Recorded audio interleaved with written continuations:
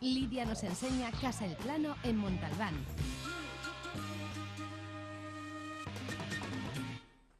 Hoy os voy a sorprender, porque si queréis un alojamiento para estar a vuestras anchas con un grupo de amigos particular, pero con distracciones varias, Casa El Plano es la casa perfecta. Y ahora veréis por qué lo digo.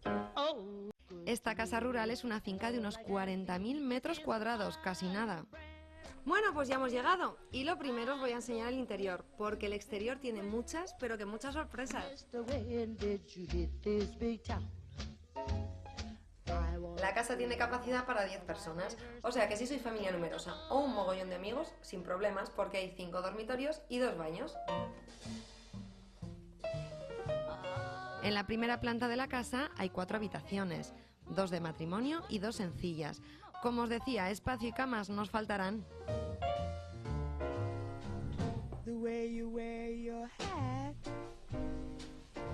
Bueno, y en la segunda planta tenemos la habitación abuhardillada de matrimonio con otras 2 camas de 90, chimenea, televisión y su propio baño. Que sí, que va a ser esta la que me quede yo. Hombre, como dice el refrán, quien parte y reparte, se lleva la mejor parte.